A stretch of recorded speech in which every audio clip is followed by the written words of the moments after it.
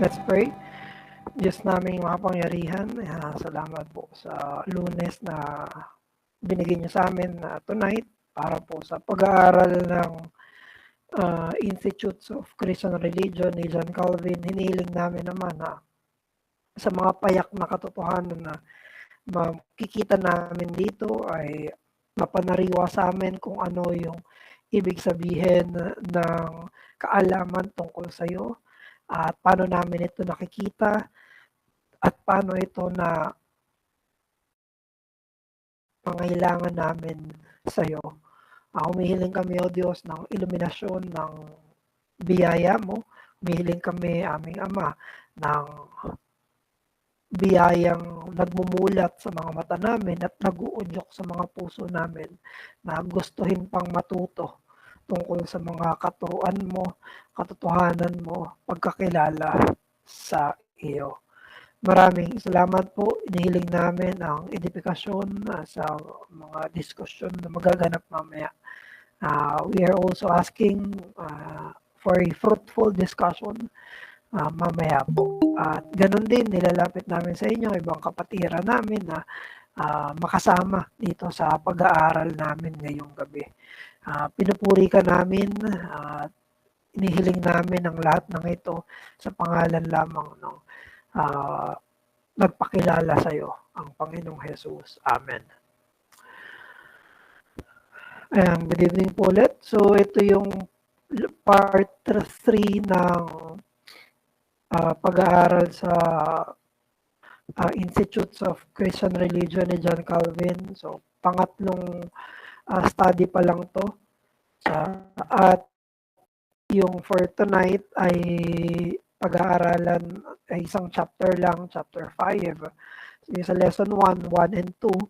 Sa lesson 2 ay 3, 4. Tapos ngayon ay chapter 5 lang. Tatapusin natin yung book na ito, Lord willing, sa kalooban ng Diyos. At ilagay ko dito sa chat box natin yung ito yung ginagamit namin na reference para dito sa pag-aaral na to. Nasa Monergism, free lang siya, nasa PDF format. So, magsimula na tayo. Sa chapter 5, ang pinaka tinatalakay ni John Calvin dito ay yung kaalaman ng Diyos na nakikita natin via creation. At ganun din, makikita natin ito, pinapamahalaan yung buong mundo sa kanyang paghatol at pamamahala. So, yun yung buong sakop ng chapter 5. Hindi na natin iisa-isahin yung mga sections kasi meron dong mga overlaps. Maging yung mga highlight ng mga sections, wala naman yun sa original na sinulat ni Calvin.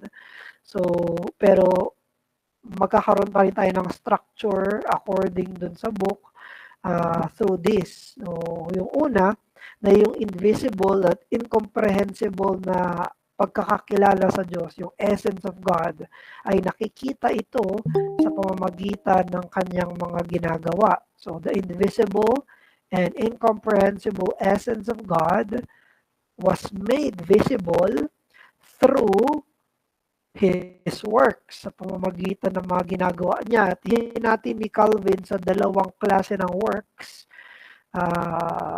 sa creation.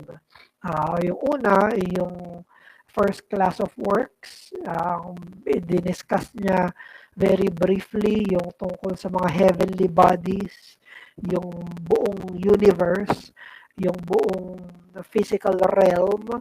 Yan yung nagpapakita na merong Diyos. Yun yung nagpapakilala sa pagka-Diyos ng Diyos. At pangalawa, sa first class ng works ay yung katawan ng tao, kung gaano ka intricate, kung gaano ka balanced, kung gaano ka detalyado yung katawan ng tao. Yan yung first class of works na in-identify ni John Calvin para patunayan na alam ng tao na may Diyos through physical na mga works ng Diyos, physical universe at physical human body. At yung second class ng works, kung saan mararanasan natin yung sensus divinitatis, yung sense ng Diyos, yung pagkaalam natin na may Diyos ay ito na yung hindi naman ito visible kung hindi pagiging sa sistema, sa mga providential dealings ng Diyos. So una, sa governing and judging of the world, kung paano hinahatulan ng Diyos yung mundo, paano niya pinapamahalaan yung mundo, yun daw ang nagpapakita na alam ng tao na may Diyos. At pangalawa, yung pagkasoberano ng Diyos sa buhay ng tao, kung paano siya kumikilos dito sa mga buhay ng mga tao. So yun yung dalawang klase ng works ng Diyos na nagiging made visible yung knowledge ng Diyos sa pamamagitan netong dalawa. So titunghayin natin yung dalawang yon, and then later pagkatapos nun ay dididil naman ni Calvin yung corruption, kung paano na-corrupt yung knowledge of God na yun, na pinakita, naging visible dito sa dalawang klase ng mga works na ito. So, preliminary, bago tayo dumiretso dun sa first class of works, sabi sa kanya Institute, Book 1, Chapter 5, Section 1. Sabi ni Calvin, since the perfection of blessedness consists in the knowledge of God, sabi niya sa John 17:3, pumarito si Jesus para ipakilala ang Ama, ipakilala ang Diyos. Yun yung perfect blessedness, ang makilala ang Diyos. Dahil dito, He has been pleased in order that none might be excluded from the means obtaining felicity, not only to deposit in our minds that seed of religion of which we have already spoken, but so to manifest His perfections in the whole structure of the universe. Hindi lang tayo binigyan ng sense of the divine in and of ourselves, pero meron pang tinatawag na general revelation. Pinakita niya pa yung sarili niya sa panlabas, sa na pwede nating mamasdan sa structure ng universe. And continue, and daily place Himself in our view. Ito yung gusto ko, yung pinakadulo, that we cannot open our eyes without being compelled to behold Him. Meron tayong sense na may Diyos, tapos yung physical realm, nagpapaalala pa sa atin na may Diyos. So, ang sabi ni Calvin, we cannot open our eyes without being compelled to behold Him. Hindi pwede tayong mumulat yung mata natin, makita natin yung mga bagay sa mundo na hindi nagpapaalala sa Kanya, na sa pamamagitan ng creation ay naaalala natin, nakikita natin na merong creator. So yan yung preliminary words ni John Calvin tungkol dito. So una sa first class of works niya ay yung physical, no? Yung physical realm. Pinakita ng Diyos yung kanyang karunungan, kapangyarihan sa langit at sa lupa. So, ang sinabi ni Calvin nga, kahit yung mga hindi naman sobrang aral, isipin nyo hindi naman scholarly, kahit ang mga illiterate, they can see God every time they open their eyes. Kahit sino, walang bata, walang hindi edukado na makakapagsabi na hindi nila nakikita yung Diyos dahil siya ay nagpapakilala, nagre-reveal through creation. And kinontrast ni Calvin sa mga scholarly na mga tao, sila na mga acquainted sa natural sciences, sila na mga mas alam nila yung mga intricacies ng science. Pinag-aaralan nila yung mga celestial bodies, pinag-aaralan nila yung universe, pinag-aaralan nila yung mga hayop, pinag-aaralan nila yung mga kabundukan, pinag-aaralan nila yung mga bulkan o mga dagat, katubigan, mga microbes o kung ano mang ibang mga siyensya. Pinag-aaralan nila yung power, iba't ibang klase ng sources of energies. Lahat ng yan, sabi ni Calvin, mas lalo na sila. Sila na mga mas acquainted sa natural sciences, sila na mga mas pinag-aaralan nila yung kalaliman ng kaalaman tungkol dito sa mundo natin, siyensya. Sila daw ang mas kailangan makakita na yes, there is God. Yes, hindi ito pwedeng mangyari lang. Kaya sabi niya, the more we know the glories of the created world, the more we see God. Kapag nakikita natin yung kamangha-mangha na paglilok, paglikha, pagdisenyo sa kahit anong parte dito sa mundong to, mas nagpapakilala yun sa atin sa kapangyarihan at karunungan ng Diyos. Wala ito sa institutes pero galing ito sa commentary ni John Calvin sa Book of Genesis. So sabi ni Calvin sa Book of Genesis, we see indeed the world with our eyes, we tread the earth with our feet, we tread innumerable kinds of God's work with our hands. We inhale a sweet and pleasant fragrance from herbs and flowers. We enjoy boundless benefits. But in those very things of which we obtain knowledge, some knowledge, there dwells such an immensity of divine power, goodness, and wisdom as absorbs in all our senses. So sabi ni Calvin, habang na-appreciate natin yung nagbe-benefit tayo sa lahat ng meron dito sa mundong to, sa physical earth na to, maging yung mga nakaka-apekto sa mundo natin, paglanghap natin ng mga mababangong mga amoy, paghawak natin sa bawat mga nahawakan ng sense of touch natin, natatapakan ng mga paa natin, we enjoy all of those benefits. Yung mga nag-hiking, manghang-mangha sila dun sa mga bundok, mas magagandang bundok, yung mas gusto nilang puntahan. May mga sea of clouds, may mga ganyan, may mga magagandang tanawin, mga overlooking, pupunta yung iba sa mga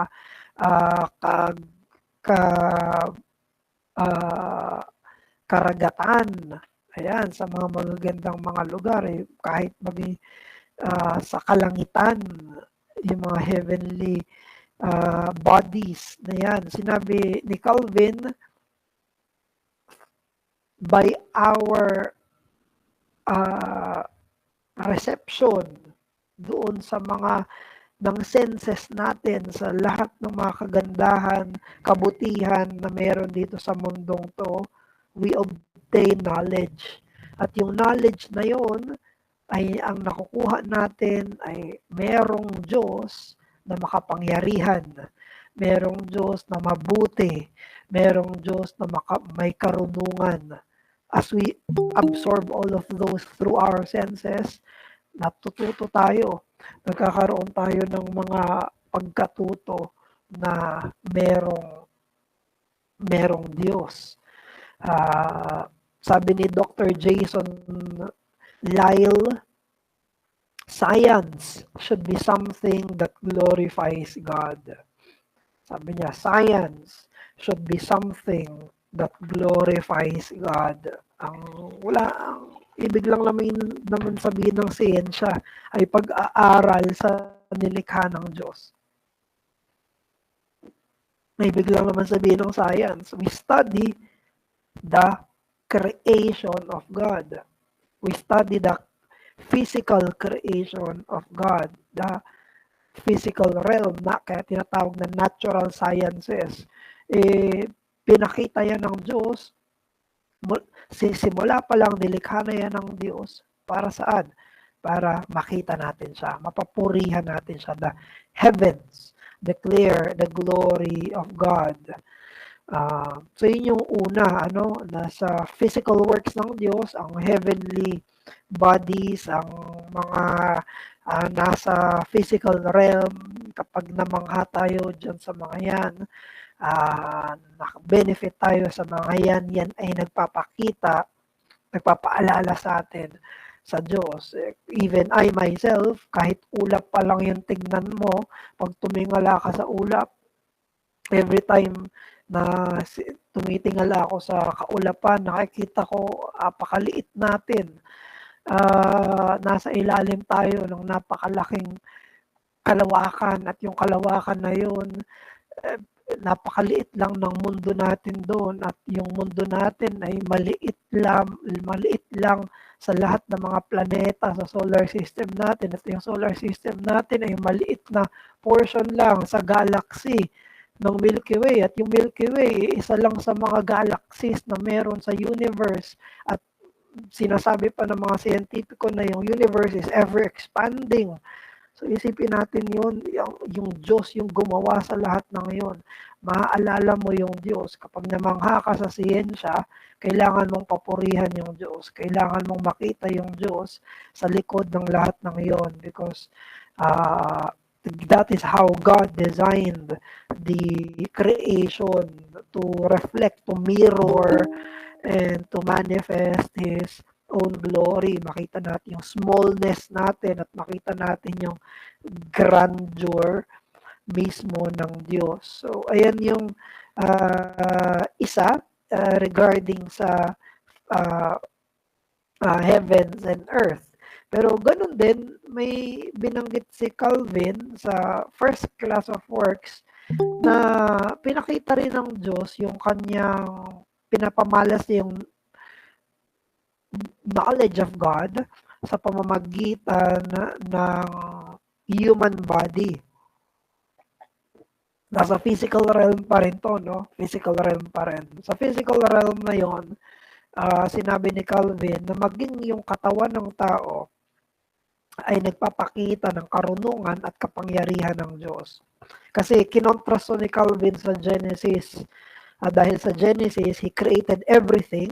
Dun sa 5 days, hanggang 6th day nga, kinreate niya. Pero yung final creation ng Diyos, tao. So God, kumuha na ang Diyos ng alabok, hinipan niya at naging buhay na nilalang. So, parang may sense of ascension, may progressiveness na gustong ipakita si Calvin doon, na everything and man. Everything and man. So, may sense na yung pagiging tao natin, yung katawan natin ay very special, na nilikha ito ng Panginoon, at maging yung katawan daw natin, according to Calvin, it proclaims a maker. Nagpapakita ito na merong gumawa. Sabi ni Calvin, all men acknowledge that the human body bears on its face such proofs of ingenious contrivance as are sufficient to proclaim the admirable wisdom of its maker. Sobrang intricate ng katawan ng tao. Di ba, may AI na ngayon, or mga robots or modern technology, mga na yung mga tao na kayang lumikha ng mga robots na kayang mag-react, kayang somehow makipag-communicate upon programming. Pero it's very far mula doon sa pagkakagawa ng Diyos sa tao. Kahit gaano karaming pixel yan, yung mga camera natin, it cannot be compared to the human eye. Ganun din sa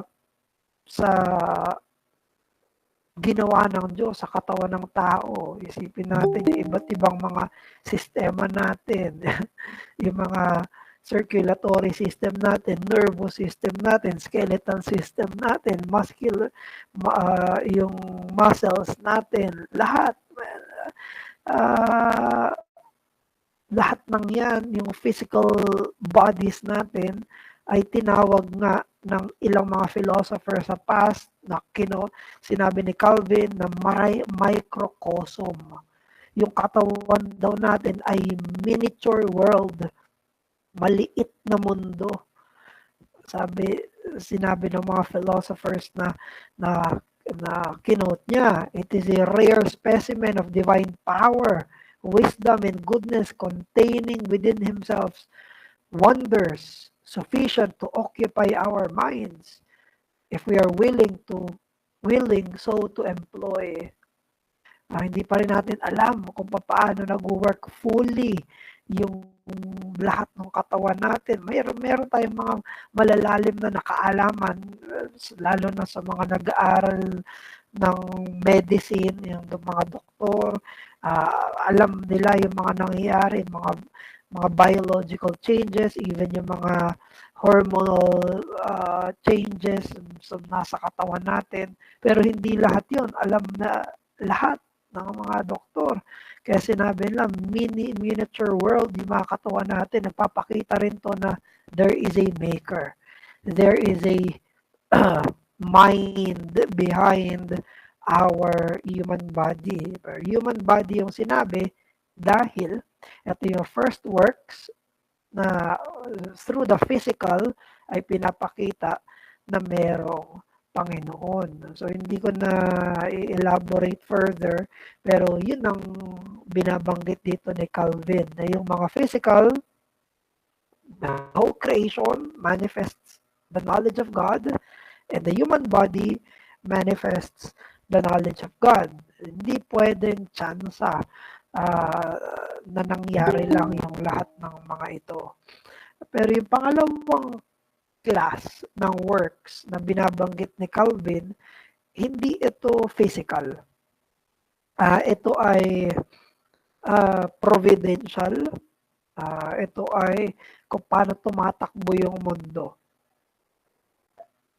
Sa pamamagitan ng mga dalawang pamamahala ng Diyos na to, pinapakita na merong Diyos. So yung una, it is about God's governing and judging of the world. At pangalawa, yung pagiging sovereign ng Diyos sa buhay ng mga tao. Yan yung dalawang under ng second class of works ng Diyos. Una, yung pag-govern ng Diyos at paghatol ng Diyos sa mga tao. May mga nakalista dito. For example, pag may mga krimen na naparusahan, kapag mayroong mga inosente na nabigyan ng hustisya, kapag mayroong mga kabutihan, ito yung mga graces na pinagpala, kapag mayroong mga pangangailangan na natugunan, kapag mayroong mga kalungkutan na nabigyang kaaliwan, kapag mayroong mga pagdurusa na nabigyan ng pagkahupa, kapag mayroong mga pangangailangan ng safety na nagkaroon ng safety. Sabi ni Calvin, lahat ng mga to, ng mga pangyayari sa buhay, pag-govern niya sa mundo at pagkakaroon ng mga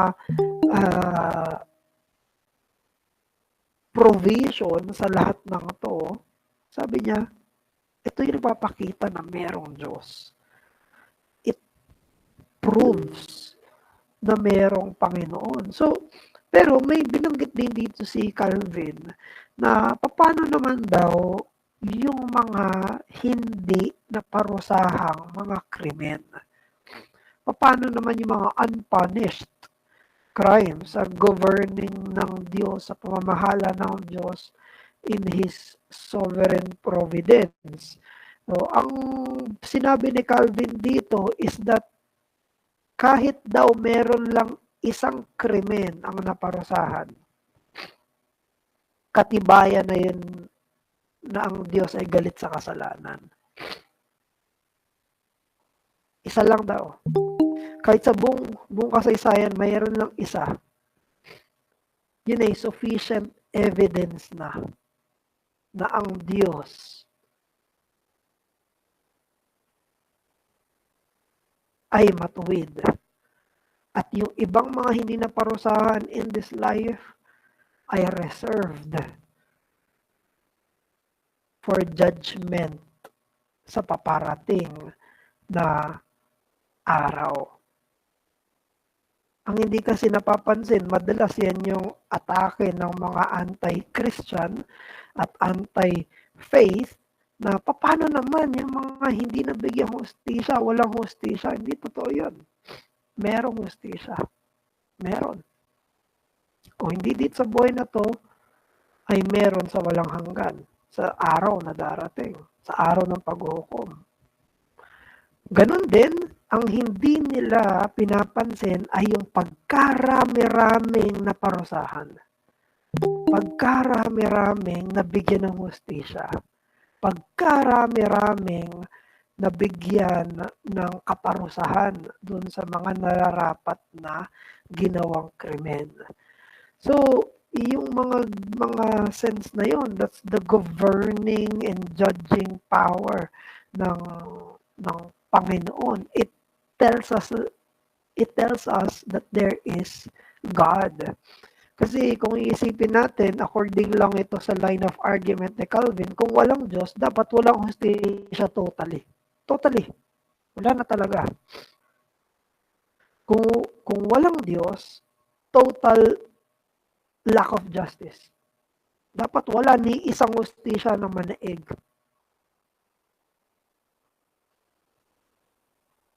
If there is no God. But because there is such a thing as the governing providence of God, meron tayong naobserbahan. May nahuhuli.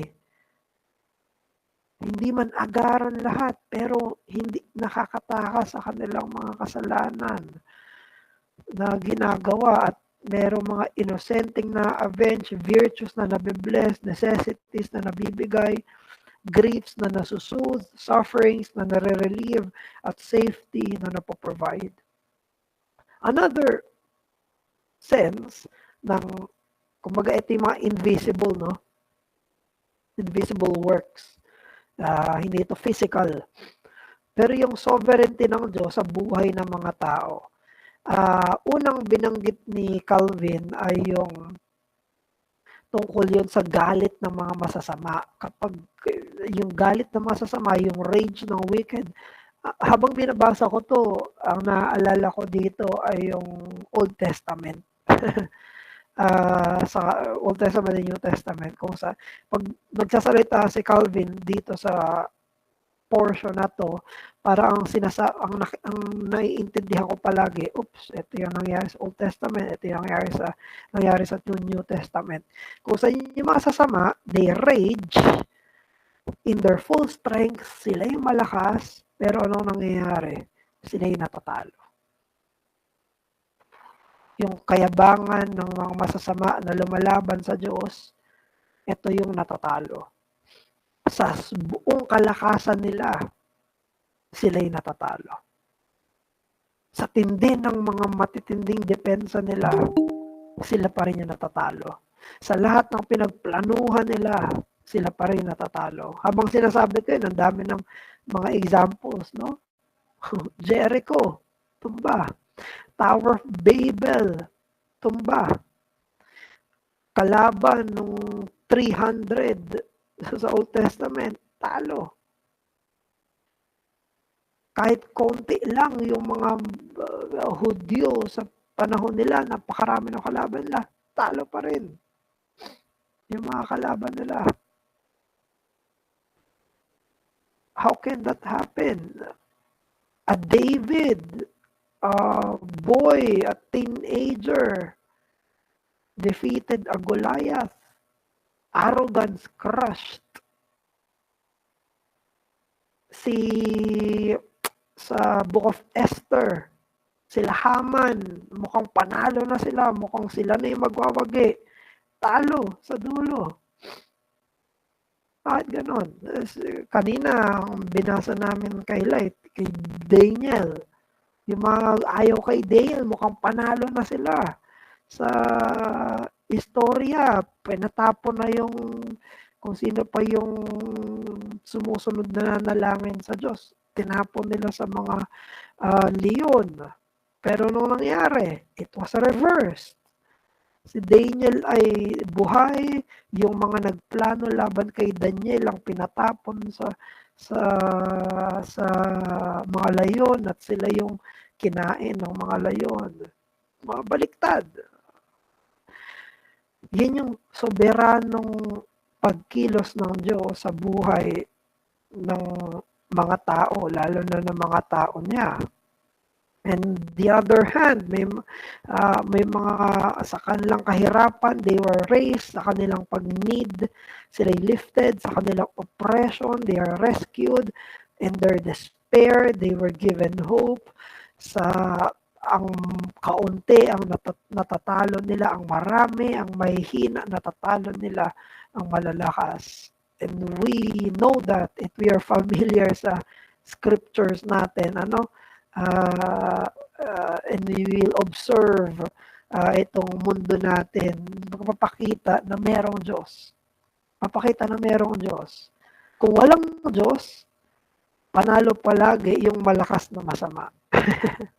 Kung walang Diyos, walang binatbat si David. Kung walang Diyos, patay na si Daniel. Kung walang Diyos, patay na sila Mordecai at sila Esther doon. Kung walang Diyos, patay na sila Nehemiah at mga taga-Israel doon sa lumang tipan. Kung walang Diyos, dapat patay na rin si Moises nung pinagpapatay yung mga bata. Patay na, hindi rin na tumagal si Jesus nung pinagpapatay yung mga bata. Lahat. It was, why did that happen? Bakit may mga ganong pangyayari? Dahil merong Diyos. Alam natin na merong Diyos dahil nangyayari yung mga ganitong klase ng bagay. So, anong purpose?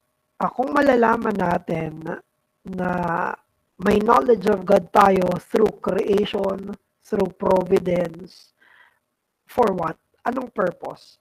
Sabi ni Calvin, ang purpose daw nun ay una, sumamba tayo sa Diyos at pangalawa, magkaroon tayo ng pag-asa. Dahil meron tayong knowledge ng Diyos, di ba sabi niya kanina, ito yung chief blessedness, yung makilala yung Diyos. So, sa pamagitan ng knowledge na to, sabi niya, we ought not only to be stimulated to worship God, because I am very convinced of this God.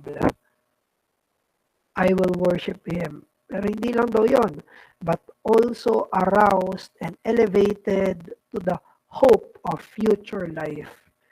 Meron kang pag-asa sa kinabukasan dahil sa knowledge of God na to. Merong hope of glory sa eternal state sa mga believers. Ngayon ay totoo ang Diyos na to. Therefore, yung mga righteous, they will be rewarded in eternity sa lahat ng kanilang mga sufferings, especially sa life of faith.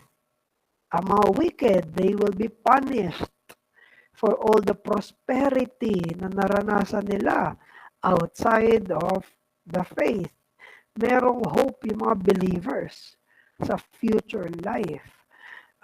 Sila ng mga nanampalataya, nagsisi sa kanilang kasalanan, sa ginawa ng Panginoong Jesus sa krus ng Kalbaryo, they will have hope in the future. Worship now and then hope sa bukas, sa top. Ayan. So ito daw, sabi ni Calvin, yung knowledge of God na ito ay na-corrupt. So may dalawang corruption na binabanggit si Calvin, yung human superstition, so nabanggit na natin to before, yung sa pangalawa, insufficiency ng mga philosophers. Una, yung human superstition. Superstitions, ang ibig lang sabihin na idolatry. Pag binabanggit ni John Calvin yung word na superstition, ibig sabihin nun ay yung gawa-gawang religion, gawa-gawang Diyos. So, ang ibig niya sabihin ay yung mga idolatrous kinds of religion fashioned after in our minds. So sabi ni Calvin, like water gushing forth from a large and copious spring, immense crowds of gods have issued from the human mind. Grabe. Sabi niya, kung paano umaagos yung tubig, ganun daw umaagos yung lahat ng mga gawa-gawang Diyos mula sa isipan natin. Sobrang daming Diyos-Diyosan daw yung lumalabas sa isipan natin. Gumagawa, ito yung, di ba, I don't know kung meron ito later, pero sabi ni Calvin, yung human mind is a factory of idols. Ang daming idols, ang daming gawa-gawang religion ang lumalabas sa mga isipan natin. We know na merong Diyos, pero gumagawa tayo ng sarili nating sense ng Diyos. So every man giving himself full license and devising some peculiar form of divinity to meet his own views. Kaya niya daw ginagawa to para maging katanggap-tanggap sa kanya yung Diyos na yon. Ganyan yung nangyayari, di ba? Hindi ko alam kung kaninong theologian yung nagsabi no na kinreate tayo ng Diyos according to His image, pero kapag makasalanan natin, nagkikreate tayo ng Diyos according to our image naman. Mali yun. God can create us according to His image, pero we cannot create God according to our image. Nung kinreate tayo ng Diyos according to His image, that is very good. Pero kapag nag-create tayo ng Diyos according to our preferences, yan ay idolatry. Mali. Hindi tayo pwedeng gumawa ng Diyos according to our own views ko lang. Dahil merong totoong Diyos na umiiral. So, pangalawa, corrupted yung knowledge of God natin. So, ibig lang sabihin ni Calvin dito, it is vain to know God outside the faith. It's vain. Vain in the sense na it cannot reach what it's supposed to reach. Kaya kahit gaano alam ng tao na may Diyos, alam ng tao na may Diyos, alam ng tao na may Diyos, pero walang faith. Wala yung grace ng faith. Gagawa siya ng mga Diyos-Diyosan niya. Yun yung nangyayari. Another thing is yung insufficiency ng philosophers. Ang ibig sabihin lang dito ni Calvin is that kahit gaano tayo katalino, kahit gaano kalalim yung isipan natin, sabi niya, we can only worship an unknown God. Kung wala yung faith at wala yung revelation ng Diyos, special revelation, inscripturated revelation, sabi ni Calvin, we will just worship an unknown God, katulad nung pinuntahan nila sa Athens. Katulad nung pinuntahan nila kung saan ang daming mga philosophers, ang daming mga thinkers. pero may unknown God. Hindi na talaga alam kung sino yung Diyos. Kahit gaano kalalim yung hukayin nila, the human mind can just go as far. They cannot reach God sa sarili niya. Kaya, because of sin, even itong sensus divinitatis, even itong sense of the divine, cannot help man in his miserable, sinful state and leaving him without excuse. Kahit na alam ng tao na may Diyos, dahil sa kanyang pagkamakasalanan, kung wala naman siyang pananalig, it cannot help him. It will only condemn him. Walang excuse. And it will condemn us. Kaya dito, ay labas na to sa book ni Calvin, additional ko na lang to. Kasi doon tayo diyan yung tapos na yung ano niyan, chapter 5.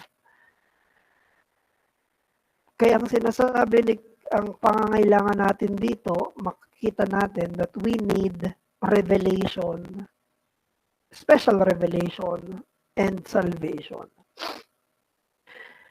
Dahil alam natin na may Diyos, at corrupted yung knowledge natin ng Diyos, kailangan natin na magpahayag yung Diyos in a special manner. Ito yung condescension ng Diyos through scriptures. Siya ay bumaba, nag-condescend. Siya ay pumasok kumilo sa history. At ito'y isinulat sa meron tayo ngayon na Biblia.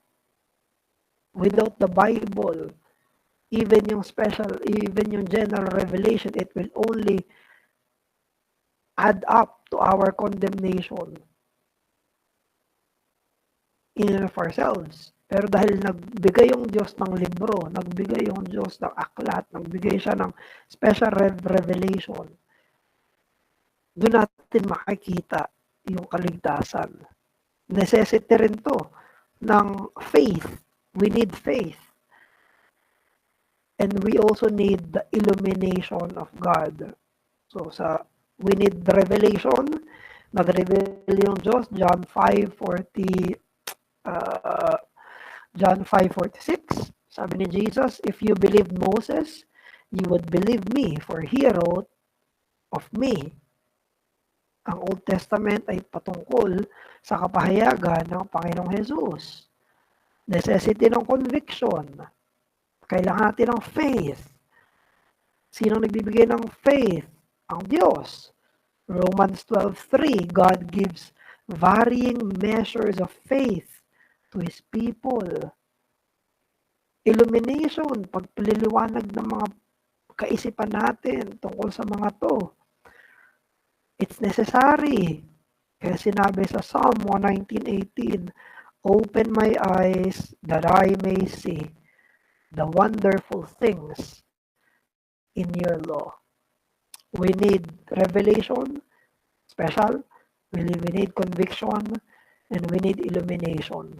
Yan yung kailangan nating graces na ibigay sa atin ng Diyos para yung sense of the divine natin ay hindi manatiling condemning, kung hindi God glorifying sa ating Diyos.